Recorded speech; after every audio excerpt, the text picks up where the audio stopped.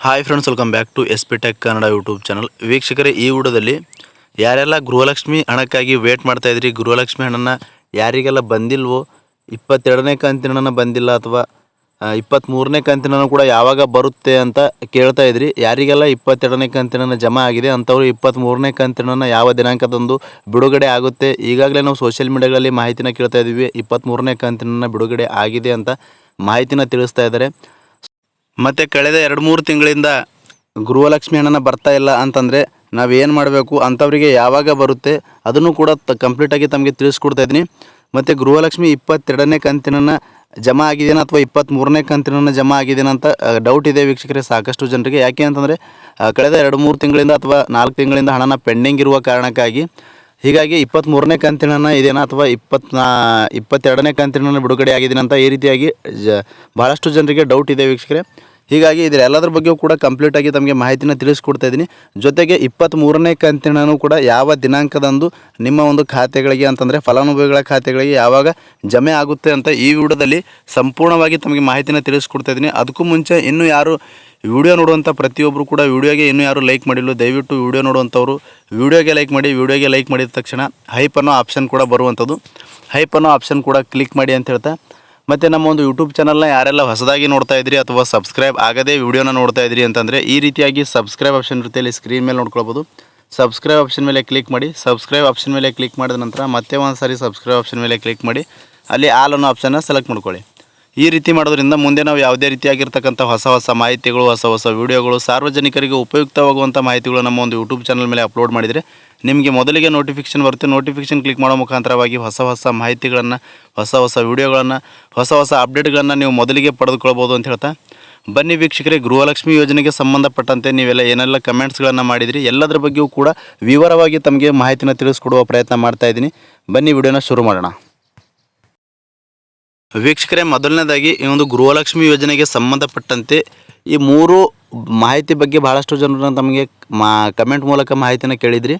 ಏನಂತಂದರೆ, ಗೃಹಲಕ್ಷ್ಮಿ ಕಳೆದ ಒಂದು 2-3 ತಿಂಗಳಿಂದ 2-3 ಕಂತುಗಳಿಂದ ಹಣನ ಜಮಾ ಆಗ್ತಾ ಇಲ್ಲ ಅಂತ ಕಮೆಂಟ್ ಮೂಲಕ ಮಾಹಿತಿನ ಕೇಳ್ತಾಯಿದ್ರಿ. ಏನು ಮಾಡಬೇಕು, ನಮಗೆ ಯಾವಾಗ ಒಂದು ಹಣನ ಬರುತ್ತೆ ಅಂತ ಇದ್ರ ಬಗ್ಗೆಯೂ ಕೂಡ ಭಾಳಷ್ಟು ಜನರು ಕಮೆಂಟ್ ಮೂಲಕ ಮಾಹಿತಿನ ಕೇಳಿದ್ರಿ. ಇನ್ನು ಕೆಲವೊಂದಿಷ್ಟು ಜನರು ಏನಂತ ಮಾಹಿತಿನೂ ಕೇಳ್ತಾ ಇದ್ದಾರೆ ಅಂತಂದರೆ, ಗೃಹಲಕ್ಷ್ಮಿ ಈಗ ಬಿಡುಗಡೆ ಆಗಿರುವ ಕಂತಿನ ಹಣನ ಏನಿದೆ ಅದು 22ನೇ ಕಂತಿನ ಹಣ ಇದೆ ಅಥವಾ 23ನೇ ಕಂತಿನ ಹಣ ಇದನ್ನು ತಿಳಿಸ್ಕೊಡಿ ಅಂತ ಮಾಹಿತಿನ ಕೇಳ್ತಾಯಿದ್ರು.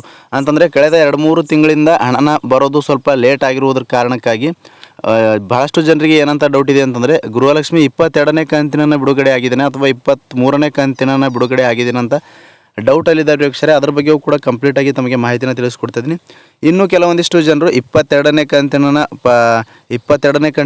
ಬಿಡುಗಡೆ ಆಗಿದೆ ಅಂದ್ಕೊಂಡು 23ನೇ ಕಂತಿನಕ್ಕಾಗಿ ಯಾವಾಗ ಬರುತ್ತೆ ಅಂತ ಡೇಟ್ನ ಕೇಳ್ತಾ ಇದ್ರು ವೀಕ್ಷಕರೇ. ಅದ್ರ ಬಗ್ಗೆಯೂ ಕೂಡ 23ನೇ ಕಂತಿನ ಕೂಡ ಗೃಹಲಕ್ಷ್ಮಿಯರ ಖಾತೆಗೆ ಯಾವಾಗ ಜಮಾ ಆಗುತ್ತೆ ಅಂತ 3 ಮಾಹಿತಿಗಳ ಬಗ್ಗೆ ಸಂಪೂರ್ಣವಾಗಿ ವಿವರವಾಗಿ ತಮಗೆ ಮಾಹಿತಿನ ತಿಳಿಸ್ಕೊಡ್ತಾಯಿದ್ದೀನಿ. ಅದಕ್ಕಾಗಿ ಮಿಸ್ ಮಾಡದೆ ಕಡೆ ತನಕ ವಿಡಿಯೋನ ವಾಚ್ ಮಾಡಿ ಅಂತ ಹೇಳ್ತಾ, ಮೊದಲನೇದಾಗಿ ವೀಕ್ಷಕರೇ, ಗೃಹಲಕ್ಷ್ಮಿ 22ನೇ ಕಂತಿನ ಅಥವಾ ಕಳೆದ 2-3 ತಿಂಗಳಿಂದ ಹಣನ ಬರ್ತಾ ಇಲ್ಲ, 2-3 ಕಂತಿನಿಂದ ಹಣನ ಬರ್ತಾ ಇಲ್ಲ ಅಂತ ನಾವೇನು ಮಾಡಬೇಕು ಅಂತ ಮಾಹಿತಿನ ಕೇಳ್ತಾಯಿದ್ರು ವೀಕ್ಷಕರೇ. ಇದ್ರ ಬಗ್ಗೆ ಹೇಳೋದಾದರೆ, ನಿಮ್ಮದು ಗೃಹಲಕ್ಷ್ಮಿ ಒಂದು ಅಪ್ಲಿಕೇಶನ್ ಏನಿರುತ್ತೆ, ಗೃಹಲಕ್ಷ್ಮಿ ಯೋಜನೆಗೆ ಅಪ್ಲಿಕೇಶನ್ ಹಾಕಿದ ಮೇಲೆ ಒಂದು ಪ್ರಿಂಟೌಟ್ ಕೊಟ್ಟಿರ್ತಾರೆ. ಒಂದು ಅಪ್ಲಿಕೇಶನ್ ನಂಬರಲ್ಲಿ ಅಕ್ಲೋಜ್ಮೆಂಟ್ ನಂಬರ್ ಇರುತ್ತೆ. ಅಕ್ಲೋಜ್ಮೆಂಟ್ ನಂಬರ್ ಅಥವಾ ರೇಷನ್ ಕಾರ್ಡ್ ನಂಬರ್ನ ಎಂಟರ್ ಮಾಡೋ ಮುಖಾಂತರವಾಗಿ CSC ಸೆಂಟರ್ ಆಗಿರ್ಬೋದು ಅಥವಾ ಗ್ರಾಮವನ್ನು, ಕರ್ನಾಟಕವನ್ನು, ಬೆಂಗಳೂರನ್ನು ಸೇವಾ ಕೇಂದ್ರಗಳಲ್ಲಿ ಹೋಗಿ ನಿಮ್ಮ ಒಂದು ಅಪ್ಲಿಕೇಶನ್ನ ಸ್ಟೇಟಸ್ನ ಚೆಕ್ ಮಾಡ್ಕೊಳ್ಬೇಕು ವೀಕ್ಷಕರೇ.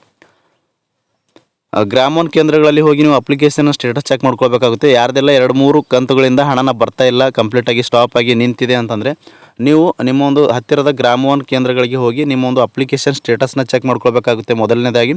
ಯಾಕಂತಂದರೆ ಅಪ್ಲಿಕೇಶನ್ ಸ್ಟೇಟಸ್ನ ಚೆಕ್ ಮಾಡ್ಕೊಂಡಾಗ ಯಾವ ಕಾರಣಕ್ಕಾಗಿ ನಿಮ್ಮ ಒಂದು ಹಣ ಬರೋದು ಸ್ಟಾಪ್ ಆಗಿದೆ ಅಂತ ಕಂಪ್ಲೀಟಾಗಿ ವಿವರವಾಗಿ ತಮ್ಮಲ್ಲಿ ಮಾಹಿತಿನ ತಿಳಿಸ್ಕೊಡುವಂಥದ್ದು.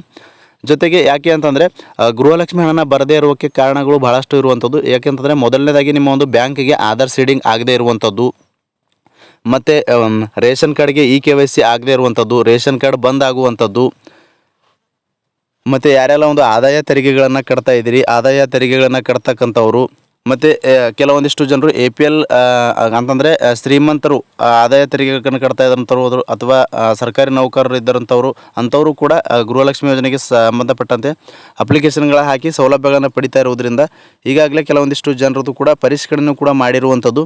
ಹೀಗಾಗಿ ಇಂಥವ್ರದ್ದೆಲ್ಲ ನಾನಾ ಕಾರಣಗಳಿಂದ ಗೃಹಲಕ್ಷ್ಮಿ ಹಣ ಬರೋದು ಕಂಪ್ಲೀಟಾಗಿ ಸ್ಟಾಪ್ ಆಗಿದೆ ವೀಕ್ಷಕರು ಕೆಲವೊಬ್ರದ್ದು. ಹೀಗಾಗಿ ಮೊದಲನೇದಾಗಿ ನೀವು ಒಂದು ಸ್ಟೇಟಸ್ನ ಚೆಕ್ ಮಾಡ್ಕೊಳ್ಳಿ. ನಾನು ಕಳೆದ ವಿಡಿಯೋಗಳಲ್ಲಿ ಕೂಡ ಮಾಹಿತಿನ ತಿಳಿಸ್ಕೊಟ್ಟಿದ್ದೆ. ನೀವು ಸ್ಟೇಟಸ್ನ ಚೆಕ್ ಮಾಡ್ಕೊಳ್ಳಿ. ಸ್ಟೇಟಸ್ ಚೆಕ್ ಮಾಡ್ಕೊಂಡ ಮೇಲೆ ನಿಮಗೆ ಯಾವ ಕಾರಣಕ್ಕಾಗಿ ಹಣ ಬರೋದು ಕಂಪ್ಲೀಟಾಗಿ ನಿಂತು ಹೋಗಿದೆ, ಸ್ಟಾಪ್ ಆಗಿದೆ ಅಂತ ತಿಳಿಸ್ಕೊಡ್ತಾರೆ. ಅಲ್ಲಿಂದ ನೀವು ಸುಲಭವಾಗಿ ಏನು ಮಾಡಬೇಕು ಅಂತ ತಿಳಿಸ್ಕೊಡ್ತಾರೆ. ಆವಾಗ ಮತ್ತೆ ನೀವು ಡಾಕ್ಯುಮೆಂಟ್ಸ್ಗಳನ್ನು ಸಬ್ಮಿಟ್ ಮಾಡಿ ಮತ್ತು ಯಾವ ರೀತಿ ಯಾವ ಪ್ರಾಬ್ಲಮ್ ಇದೆ ಅಂತ ಅದನ್ನು ಕೂಡ ಸರಿಪಡಿಸ್ಕೊಳ್ಬೋದು ಅಂತ ಹೇಳ್ತಾ, ಇನ್ನು ವೀಕ್ಷಕರೇ ಗೃಹಲಕ್ಷ್ಮಿ ಎರಡನೇ ಮಾಹಿತಿ ಬಗ್ಗೆ ಭಾಳಷ್ಟು ಜನರು ಏನಂತ ಕಮೆಂಟ್ ಮಾಹಿತಿನ ಕೇಳಿದ್ರಿ ಅಂತಂದರೆ, ಗೃಹಲಕ್ಷ್ಮಿ ಹಣನ ಇದು ಬಿಡುಗಡೆ ಆಗಿರುವಂಥ ಕಂತು 22ನೇ ಕಂತಿನ ಇದೆನಾ ಅಥವಾ 23ನೇ ಕಂತಿನ ಬಿಡುಗಡೆ ಆಗಿದೆನಾ ಅಂತ ಕೇಳ್ತಾ ಇದ್ರಿ ವೀಕ್ಷಕರೇ. ಯಾಕೆ ಅಂತಂದರೆ ಕಳೆದ 2-3 ಕಂತುಗಳಿಂದ ಸರಿಯಾಗಿ ಹಣನ ಸರ್ಕಾರದ ಕಡೆಯಿಂದ ಬಿಡುಗಡೆ ಆಗದೇ ಇರುವ ಕಾರಣಕ್ಕಾಗಿ ಭಾಳಷ್ಟು ಜನರಿಗೆ ಡೌಟ್ ಇದೆ ವೀಕ್ಷಕರೇ. ಯಾವ ತಿಂಗಳ ಒಂದು ಹಣ ಇದೆ, ಇದು ಯಾವ 23ನೇ ಕಂತಿನ ಬಿಡುಗಡೆ ಆಗಿದೆನಾ ಅಥವಾ 22ನೇ ಕಂತಿನ ಬಿಡುಗಡೆ ಆಗಿದೆನಾ ಅಂತ ಡೌಟ್ ಇದೆ ವೀಕ್ಷಕರೇ. ಇದರ ಬಗ್ಗೆ ತಮಗೆ ಕ್ಲಿಯರಾಗಿ ಮಾಹಿತಿನ ತಿಳಿಸ್ಕೊಡ್ತಾ ಇದ್ದೀನಿ. ಈಗಾಗಲೇ ವೀಕ್ಷಕರೇ ಬಿಡುಗಡೆ ಆಗಿರುವಂಥ ಹಣ 22ನೇ ಕಂತಿನ ಬಿಡುಗಡೆ ಆಗಿರುವಂಥದ್ದು ವೀಕ್ಷಕರೇ ರಾಜ್ಯ ಸರ್ಕಾರದ ಕಡೆಯಿಂದ. ಈಗಾಗಲೇ ರಾಜ್ಯ ಸರ್ಕಾರದ ಕಡೆಯಿಂದ 22ನೇ ಕಂತಿನ ಬಿಡುಗಡೆ ಆದಮೇಲೆ ಮೊದಲನೇ ಹಂತದ ಹಣನ ಬಿಡುಗಡೆ ಆದಮೇಲೆ ಸುಮಾರು 15ರಿಂದ 20 ದಿನಗಳ ಆದಮೇಲೆ 2ನೇ ಹಂತದ ಹಣನ ಬಿಡುಗಡೆ ಆಗಿರುವಂಥದ್ದು. ಅದನ್ನು ಏನಂತ ಮಾಹಿತಿನ ತಿಳಿದುಕೊಂಡಿದ್ದಾರೆ ಜನರು ಅಂತಂದರೆ, 22ನೇ ಕಂತಿನ ಮೊದಲನೇ ಹಂತದಲ್ಲಿ ಕೆಲವೊಂದಿಷ್ಟು ಅಂತಂದರೆ ಒಂದು 30ರಿಂದ 35% ಫಲಾನುಭವಿಗಳಿಗೆ ಹಣ ಅಷ್ಟೇ ಜಮಾ ಆಗಿರುವಂಥದ್ದು. ಅದಾದ ನಂತರ 2ನೇ ಹಂತದಲ್ಲಿ ಸುಮಾರು 70ರಿಂದ 75 ಅಥವಾ 80% ಫಲಾನುಭವಿಗಳಿಗೆ ಹಣನ ಜಮಾ ಆಗಿರುವಂಥದ್ದು ವೀಕ್ಷಕರೇ. ಅಂತಂದರೆ 2ನೇ ಹಂತದಲ್ಲಿಯೂ ಕೂಡ 22ನೇ ಕಂತಿನೇ ಕೂಡ ಹಣನ ಬಿಡುಗಡೆ ಆಗಿರುವಂಥದ್ದು. ಯಾರೂ ಕೂಡ 23ನೇ ಕಂತಿನ ಜಮಾ ಆಗಿದೆ ಅಂತ ತಿಳಿದುಕೊಳ್ಬೇಡಿ. ಸರ್ಕಾರದ ಕಡೆಯಿಂದ ಇನ್ನೂ ಕೂಡ 23ನೇ ಕಂತಿನ ಬಿಡುಗಡೆ ಆಗಿಲ್ಲ ವೀಕ್ಷಕರೇ. ಶೀಘ್ರದಲ್ಲಿ ನಾವು ಹಣನ ಬಿಡುಗಡೆ ಮಾಡ್ತೀವಿ, ಹಣನ ಹಾಕ್ತೀವಿ ಅಂತ ಮಾಹಿತಿನ ತಿಳಿಸಿದ್ದಾರೆ ವೀಕ್ಷಕರೇ. ಯಾವುದೇ ಕಾರಣಕ್ಕೂ ಕೂಡ ಸರ್ಕಾರದ ಕಡೆಯಿಂದ ಫಲಾನುಭವಿಗಳಿಗೆ 23ನೇ ಕಂತಿನ ಜಮಾ ಆಗಿಲ್ಲ. ಇವಾಗ ವೀಕ್ಷಕರೇ 22ನೇ ಕಂತಿನ ಶೇಕಡ ಒಂದು 80% ಫಲಾನುಭವಿಗಳಿಗೆ ಹಣನ ಜಮಾ ಆಗಿದೆ. ಇನ್ನೂ ಒಂದು 20% ಫಲಾನುಭವಿಗಳಿಗೆ ಹಣನ ಜಮಾ ಆಗಬೇಕಾಗಿರುವಂಥದ್ದು. ಯಾಕೆ ಲೇಟ್ ಆಗ್ತಾ ಇದೆ ಅಂತಂದರೆ, ಹಣನ ಒಂದು ಬಿಡುಗಡೆ ಆದಮೇಲೆ ಮೊದಲನೇದಾಗಿ ಒಂದು ಸರ್ಕಾರದ ಕಡೆಯಿಂದ ಮಹಿಳಾ ಮತ್ತು ಮಕ್ಕಳ ಕಲ್ಯಾಣ ಇಲಾಖೆಗೆ ಹಣನ ಬರುವಂಥದ್ದು. ಹಣನ ಬಂದ ಮೇಲೆ ಮಹಿಳಾ ಮತ್ತು ಮಕ್ಕಳ ಕಲ್ಯಾಣ ಇಲಾಖೆ ಅಂತಂದ್ರೆ ಮತ್ತೆ ತಾಲೂಕು ಪಂಚಾಯತಿಗಳಿಗೆ ಹಣನ ವರ್ಗಾವಣೆ ಆಗಿ ಅಲ್ಲಿಂದ ಮತ್ತೆ ಮಹಿಳಾ ಮತ್ತು ಮಕ್ಕಳ ಕಲ್ಯಾಣ ಇಲಾಖೆಗೆ ಹಣನ ಬರಬೇಕಾಗುತ್ತೆ. ಮಹಿಳಾ ಮತ್ತು ಮಕ್ಕಳ ಕಲ್ಯಾಣ ಇಲಾಖೆಯಿಂದ ಮತ್ತೆ ಫಲಾನುಭವಿಗಳಿಗೆ ನೇರವಾಗಿ ಹಣನ ಜಮಾ ಆಗಿರುವಂಥದ್ದು. ಈ ರೀತಿಯಾಗಿ ಲಾಂಗ್ ಪ್ರೊಸೆಸ್ ಇರುವುದರಿಂದ ಹಣನ ಜಮಾ ಆಗೋದು ಕೂಡ ಡಿಲೇ ಆಗ್ತಾಯಿದೆ ವೀಕ್ಷಕರೇ. ಮತ್ತು 3 ಹಂತಗಳಲ್ಲಿಯೂ ಕೂಡ ಒಂದು ಹಣನ ಬಿಡುಗಡೆ ಮಾಡ್ತಾ ಇರುವಂಥದ್ದು. ಅದಕ್ಕೋಸ್ಕರ ಡಿಲೇ ಆಗ್ತಾ ಇರುವಂಥದ್ದು ವೀಕ್ಷಕರೇ. ಇದರ ಬಗ್ಗೆ ಕೂಡ ತಮಗೆ ಕಂಪ್ಲೀಟಾಗಿ ವಿವರವಾಗಿ ಮಾಹಿತಿಯನ್ನು ತಿಳಿಸ್ಕೊಟ್ಟಿದ್ದೀನಿ. ಇವಾಗ ಬಿಡುಗಡೆ ಆಗಿರುವಂಥ ಕಂತು 22ನೇ ಕಂತಿನಾಗಿದೆ. ಇದು ಕ್ಲಿಯರಾಗಿ ತಿಳಿದುಕೊಂಡ್ಬಿಡಿ.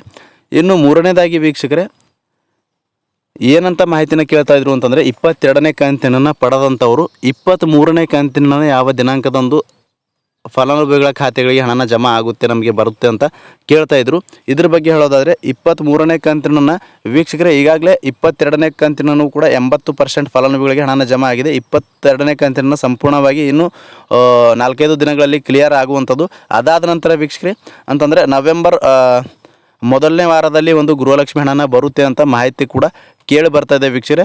ನವೆಂಬರ್ ಮೊದಲನೇ ವಾರದಲ್ಲಿ ಒಂದು ಗೃಹಲಕ್ಷ್ಮಿ 23ನೇ ಕಂತಿನ ಬರಬಹುದು ಅಂತ ರಾಜ್ಯ ಸರ್ಕಾರದ ಮೂಲಗಳಿಂದ ಮಾಹಿತಿ ಪ್ರಕಾರ ತಮಗೆ ಮಾಹಿತಿಯನ್ನು ತಿಳಿಸ್ಕೊಟ್ಟಿದ್ದೀನಿ ವೀಕ್ಷಕರೇ. ಇದರ ಬಗ್ಗೆ 3 ಅಪ್ಡೇಟ್ಗಳ ಬಗ್ಗೆ ಮಾಹಿತಿನ ನೀವು ಏನೆಲ್ಲ ಕೇಳಿದ್ರಿ ಅದರ ಬಗ್ಗೆ ವಿವರವಾಗಿ ಮಾಹಿತಿನ ತಿಳಿಸ್ಕೊಟ್ಟಿದ್ದೀನಿ.